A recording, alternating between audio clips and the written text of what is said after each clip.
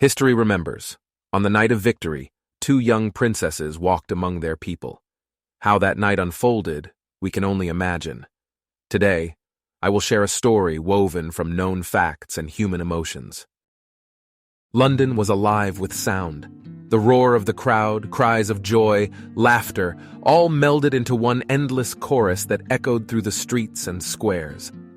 It was the evening of May 8, 1945, Victory in Europe Day. After 6 long years of war, the city could finally breathe freely. Its citizens swept through the streets like waves in a tide of celebration. Flags fluttered, street dancing filled the squares, and strangers embraced as if they were old friends. For the first time in years, smiles lit up people's faces. Princess Elizabeth stood on the balcony of Buckingham Palace, her gaze fixed downward. The crowds, like an endless river, filled the streets below the palace. Beside her were her father, King George VI, her mother, Queen Elizabeth, and her younger sister, Margaret. They waved to the jubilant crowd, who responded with roaring cheers. "Look at them, Lilibet," Margaret said, leaning slightly forward. "They're so happy, not like us here on this balcony." Elizabeth, her eyes still fixed on the crowd, remained silent. She couldn't disagree. This was more than mere celebration. It was a triumph of life, joy released from fear. "What if?" Margaret began, her voice suddenly conspiratorial. "What if what?" Elizabeth asked, turning to look at her sister. "What if we quietly slipped out and joined them? No one would recognize us." Margaret's eyes sparkled mischievously. "That's madness," Elizabeth replied with a small chuckle, though there was no real firmness in her tone. "Oh, come on, Lilibet. You want to feel what it's like to be down there among them. Didn't you say you were curious about what they feel? And here we are like statues on a pedestal. They're celebrating victory, and we can't even understand what it's like to truly share in their happiness." Elizabeth pressed her lips together. She had indeed been thinking about it, watching the surging crowds. But the idea of simply sneaking away seemed far too reckless. "We can't just leave, Margaret. We need permission." "Are you serious?" Margaret rolled her eyes. "You know Father will say not immediately." "But if we get his permission, we can enjoy ourselves without worrying that anyone will notice we're missing," Elizabeth said confidently. "Fine," Margaret laughed. "You're always so proper, little sister. Let's go ask His Majesty." "You want to do what?" King George VI looked up from his thoughts, raising an eyebrow. "Papa, we want to go out into the city," Margaret said confidently. But upon noticing her father's stern expression, she added with a coquettish smile, "Just for an hour or two. We'll be careful." "That's impossible," he said, turning back toward the window. "Papa, please," Elizabeth interjected, her voice steady but pleading. "They're celebrating our victory. We've appeared on the balcony so many times, but it's not the same. We want to feel what it means to be there among them." Queen Elizabeth looked thoughtfully at her daughters. Her eyes held a hint of doubt, but behind it was understanding. "Is this truly important to you?" she asked softly.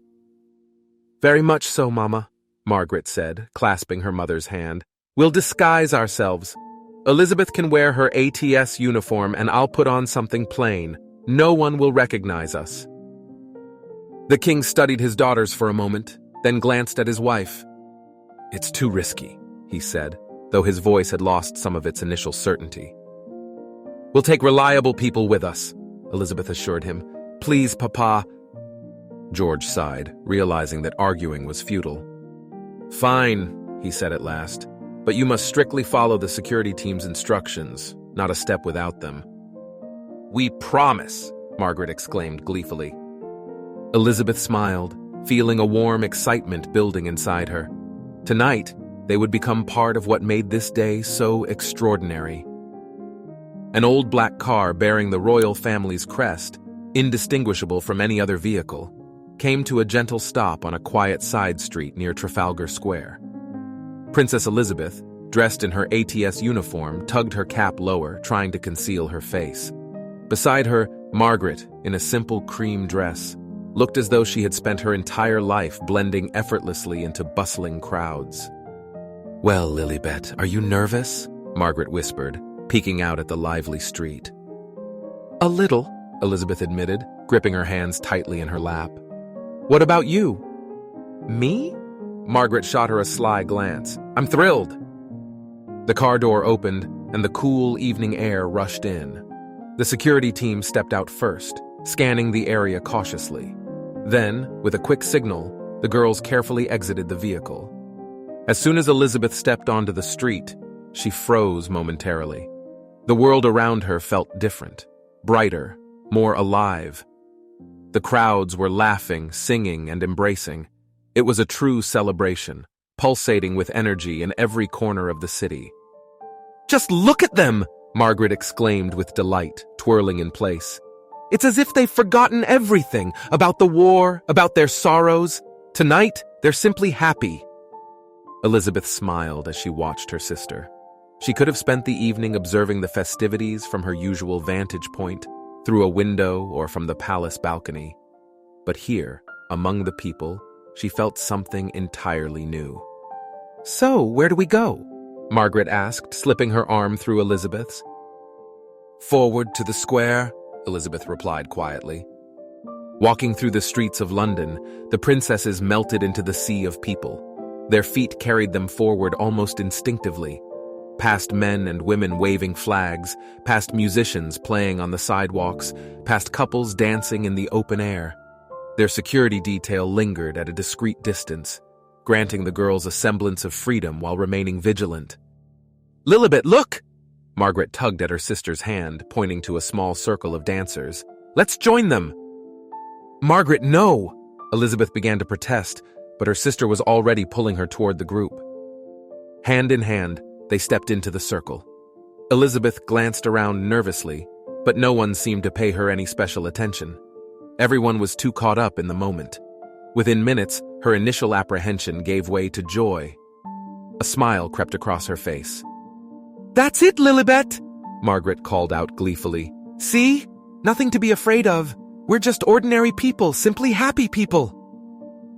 Elizabeth wanted to reply, but just then the crowd, like a living river, swept them onward. People danced, sang, and then, as though following some unspoken agreement, the throng moved down the street toward Piccadilly Circus. "You know," Elizabeth began, trying to keep pace with her sister, "you were right. This is truly special." "Of course I was right," Margaret giggled. "I'm always right. Well, almost." When they reached the Ritz Hotel, the sisters paused at its grand entrance. The tall glass windows glowed with a warm, golden light, and music drifted from within.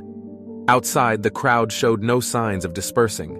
People were dancing in the streets, united by the spirit of celebration. "Do you think we should go in?" Elizabeth asked. "Of course," Margaret replied, her eyes lighting up. "And not just go in, let's put on a real show. Let's start a conga." "A conga?" Elizabeth repeated in surprise. "At the Ritz?" "Exactly." Margaret had already stepped forward. "What could possibly be better?" Before Elizabeth could protest, Margaret grabbed her hand and pulled her inside.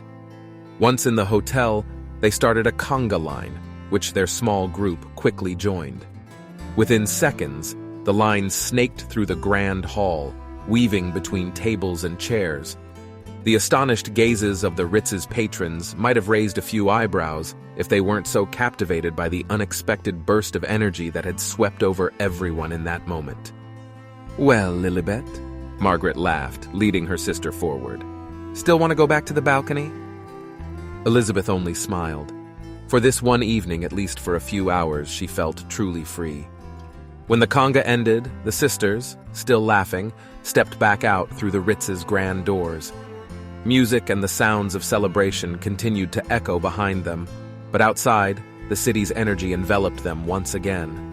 The crowd around the hotel was still reveling, though Margaret noticed the slightly tense expressions on the faces of their security detail. "Is something wrong?" she asked quietly, addressing one of their guards.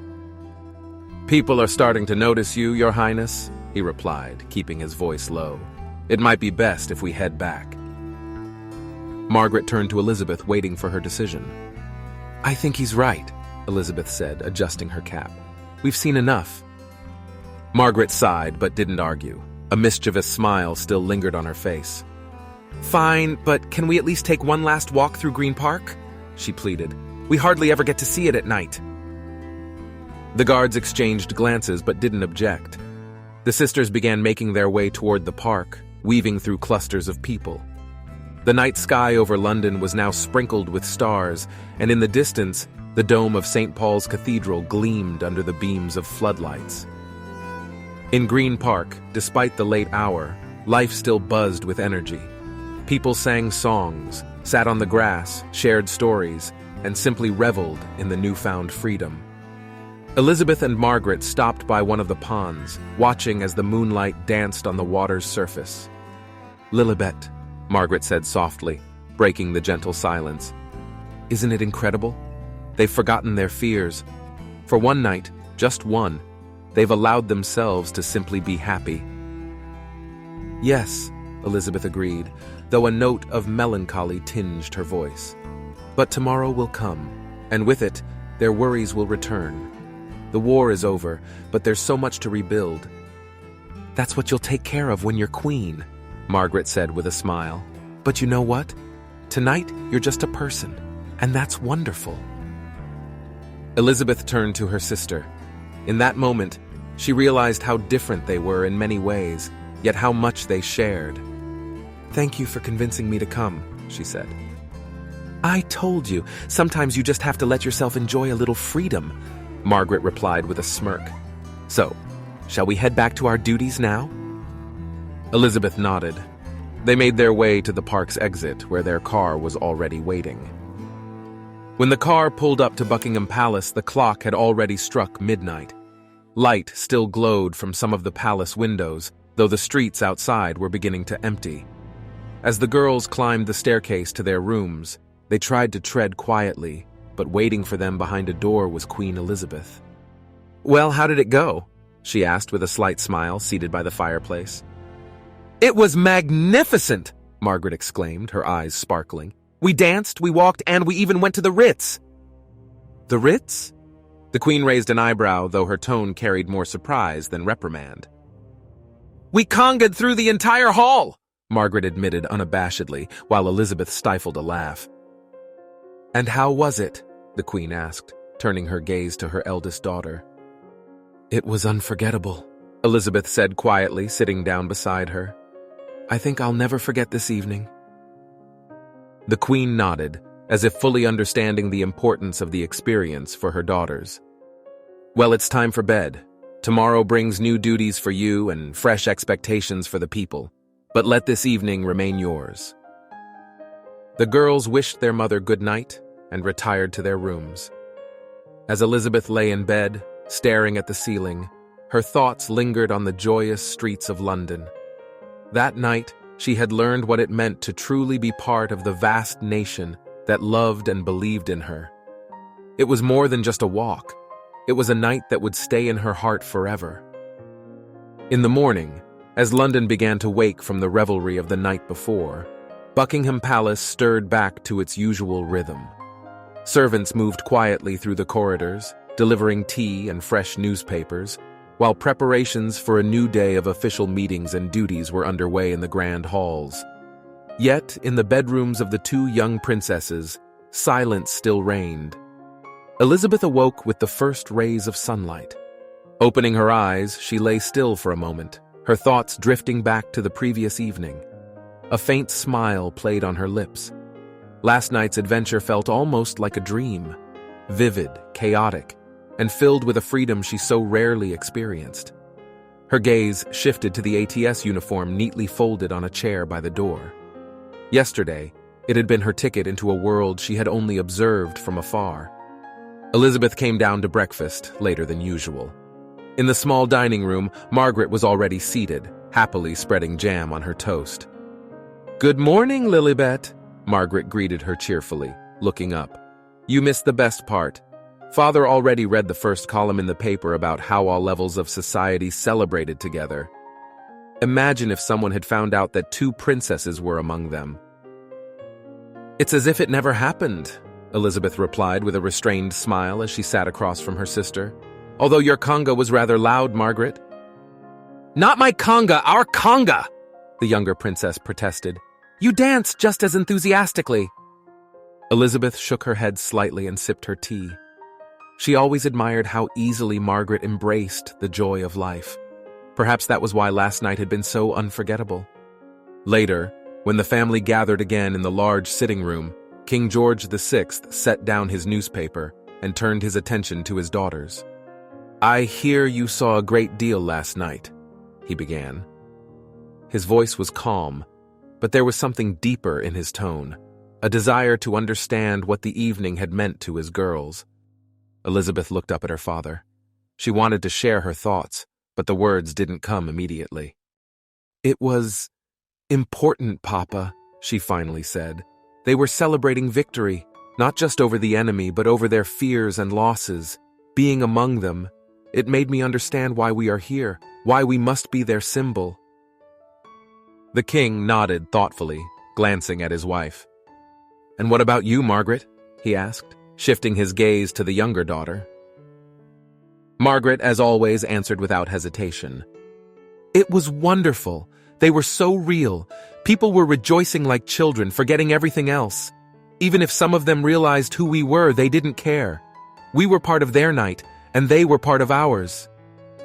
George smiled, his stern features softening. Perhaps you're right, he said, rising from his chair. This day was meant to be not only a celebration for the people, but also for you. I'm glad you felt it. That evening, as the lights of London once again illuminated the city, Elizabeth stood at her bedroom window, gazing out at the shimmering skyline. In the distance, faint sounds of voices and laughter could still be heard, the echoes of yesterday's celebration lingering into the night. She reflected on how one evening had shifted her perspective. To be a queen meant not just to rule, but to truly understand the joys and sorrows of her people. Perhaps she would never again have the chance to slip away into the streets as she had last night. But that night would stay with her forever, a reminder that even in the darkest times, there was always room for joy and unity. A soft knock came at the door. May I come in? Margaret's familiar cheerful voice called. Of course, Elizabeth replied, turning toward her sister. Margaret entered, bringing her usual wave of lightness and laughter. You know, Lilibet, she began, approaching the window, I thought I wanted to run off last night to feel free. But now I realize the most important thing was seeing how much we mean to those people. I think you'll make a wonderful queen one day. Elizabeth smiled, surprised by her sister's rare seriousness. Thank you, Margaret. You were wonderful last night, too. Margaret winked. Of course I was. I'm your little sister. Could it have been any other way? They both laughed, and for a few precious moments, that rare sense of complete unity settled between them, making the night they had shared all the more unforgettable. Listen, Lilibet, Margaret suddenly said. Have you ever thought about what people will say about this in years to come? Elizabeth looked up, slightly surprised by the question. About what? She asked. Well, about us. How the two of us princesses slipped out into the streets on Victory Day. Do you think it'll become part of history, or will no one ever find out? Elizabeth paused, her gaze shifting to the flickering flames in the fireplace. Perhaps they will. Perhaps they won't, she said at last. But it doesn't matter. For us, it was something special. It's our memory, our story. And even if it's never written about in books, it will always mean more to us than to anyone else. Margaret smirked. You're always so serious, Lilibet, but you know what? I agree. Elizabeth smiled, her eyes fixed on the fire. That evening, that night when they had escaped for the sake of freedom and unity, would remain with them forever. She didn't know how many more chances she'd have to experience something like that again. But she did know one thing, she would never be the same. A queen, like her people, must feel with her heart. And on that night, her heart had beaten in time with millions of others.